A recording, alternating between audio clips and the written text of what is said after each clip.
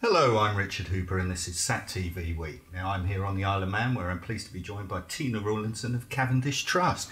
Now Tina, tell me a little bit more about Cavendish Trust and its involvement in the Isle of Man space sector. Cavendish Trust is a corporate service provider in the Isle of Man. And we specialise in the niche markets that include provision of services to the satellite industry. So that means that we assist with the setup of companies and then the ongoing administration of the companies to include the provision of fiduciary services. Now, what advantage does the Isle of Man have over its peers? There are many advantages of setting up in the Isle of Man. The first one that comes to mind for most people is the tax-neutral platform that the Isle of Man provides. This basically means that there is scope for many different international investors to come into a company and not to add an extra layer of tax that then only they have their own taxation to worry about rather than having an extra layer from the jurisdiction that you're based in.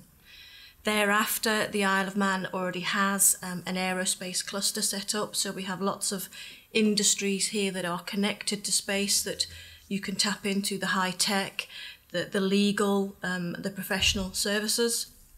Also, there is the insurance premium tax, the fact that we don't have any insurance premium tax, which is a huge saving when you think of the size of the policies that the satellite companies have to spend on.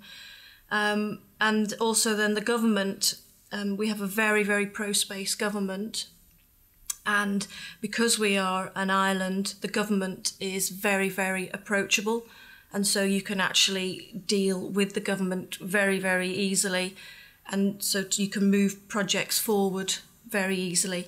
The government also provides generous grants.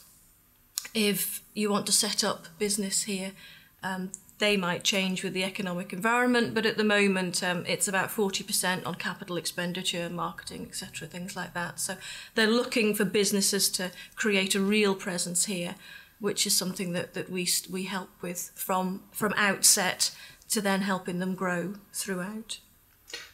Now the island is a small community. Has that been positive or negative in developing the space sector? I think it's been positive, because whilst it's small, it has all of the niche areas that is specifically required by the satellite industry. We're not jack of all trades. We do have a very strong finance space, and then we have also the manufacturing, high-tech manufacturing base as well, and those two married together is what's created this platform for satellite operators to come here. I mean, we have 4 of the largest satellite operators in the world with a base here, so what does that tell you? Now, the perception of the Isle of Man is it's just about financial services. How do you change that view? It's not going to change in a lot of people's minds. They just think tax haven, tax haven, tax haven. We've got the Lord Mayor of London saying that the Isle of Man is a positive for the City of London. We've got the Institute of Directors saying exactly the same thing.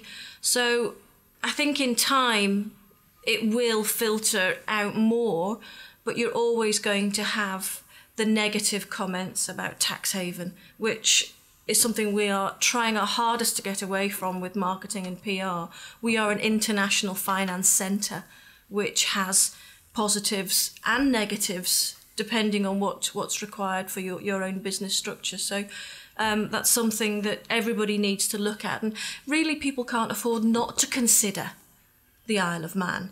Even if it turns out that it's not beneficial, you can't afford not to consider it. Now, the regulatory regime is very important to this space sector development. Yep. Why is it different here? It's actually a lot stronger here than the UK, for example. I know that we have the finger pointed at us a lot by the UK, but we have higher standards of regulation here than a lot of other jurisdictions within the EU and outside the EU.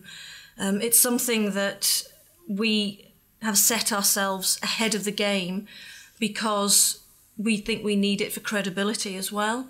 We're not about money laundering, etc., which people point the finger at the Isle of Man for.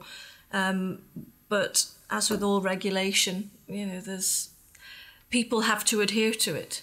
And we're happy to, because it does give you that, it puts you ahead of the game. For example, the e-gaming business, it's e-business as well. We're on the white list for that, which means we can advertise into the UK. It's because we're ahead, because we are showing that we've got higher regulation. And it's something we embrace and have to, and we're happy to. So do you think there's an over-reliance on too few people promoting this message? Yes, I think that's just historical in that it was one person's idea. It was Chris Stott's idea at the start, and he went to the government and said, "Hey guys, how about doing more in the orbital filing slot industry?" And they've said, "Right, okay, we'll go with you, and here's some rope," sort of thing. But him and his sidekick Ian have built up the Mansat business, and they've been solely responsible for bringing the space industry to the Isle of Man so far. But then as that's built up with time, then more people have come into the frame, the likes of Cavendish and myself. Then we've sort of, well, what is this story? What's going on with it? And so the more people that are coming in, Tom Marr from Doherty Quinn, for example, he's out there as well, speaking and trying to raise the profile. So as more people come to the party, then there's more people telling the story. But I think it is, because it's such a niche market, then there are only going to be a certain number of players in it. But it's quality rather than quantity, I would say. Tina, thank you very much. You're welcome.